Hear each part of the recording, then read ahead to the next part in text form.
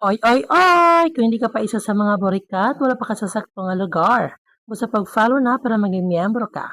For today's video mga kaborikat, magluto na po og banana chips. Kani atong giluto nga banana chips mga kaborikat kay ato ning baligya. So sa ginahan mo palit na rami display diri sa balay. Tag 5 ra. Sa dili pa ta magpadayon mga kaborikat, here's our verse of the day. Love is patient, love is kind. It does not envy, it does not boast, it is not proud.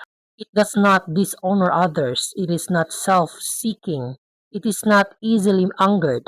It keeps no record of wrongs. Corinthians chapter 13 verse 4 to 5. So din kapita mga kaborikat nagpadayon ng gapon sa atong pagpanit sa atong saging nga saba. Kung mahimo ka banana chips mga kaborikat katudyong hilaw nga saging ang imuhang gamiton. Kay para mo crispy jud ang atong banana chips. Kay nakasuway na ko before akong saging na hinog niya akong banana chips dili siya crispy.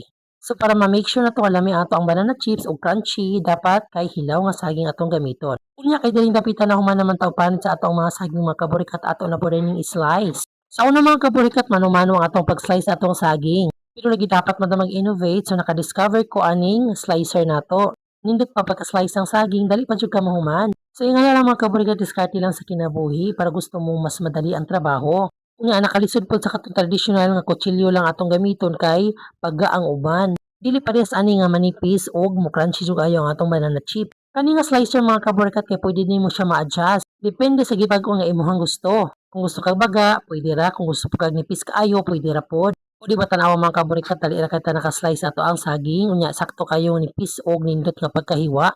Kung ginahan mo ani nga slicer mga kaborikat ako lang ibutang sa comment section. Barato na kaayo og lig-on pa jud. So sa paghihuwat, kay na naman tayo na slice ng mga saging mga kaborikat ato na po rin hinahinayan og luto. O di ana na ako'y naluto mga kaborikat, crunchy kay ni atong banana chips. Kunya samtang na natay girunod nga to sa atong mantika magpadayon tag slice sa atong mga saging mga kaborikat. Nga na lang dapat multitasking samtang nagluto ta, maghiwa-hiwa ta. Sa pagluto daypod sa banana chips mga kaborikat kinahanglan nato ipalutawon sa mantika kung gusto nato ma-achieve ang grabe ka crunchy nga banana chips. So dili dapit na padayon lang gyapon ta sa atong pag-slice ug make sure lang mga kaborikat nga maginahinay ta para dili ta masamad. Dili dapit na nagamit day ko og gloves pang kaborikat kinahanglan jud ta mag-gloves para dili ta masamad. Di ba grabe ra kalingaw sa atong pag-slice dali ra kayo. Ingana kanindot kung naatay slicer mga kaborikat. O dili dapit ta ato na po ning gibalikan ang atong gilunod nga saging. Make sure lang nga iniglunod na to ato di siyang ukay-ukayon mga kaborikat harong dili magpilit-pilit ang mga saging. Para mo crunchy jud siya kay ang uban magpilit dili siya ma-crunchy. Marara kag nagpirito og saging. Nga ato ra gapon ni siya padayon og ukay-ukay mga kaborikat hantod sa magbuwag-buwag na ang tanan nga saging. Napot gibutang diri nga secret mixture para magpabiling lami o crunchy ang ato ang saging. O sa ginahan mo kaon og banana chips nga tag 5 ali na mo sa balay na natay display. Berkat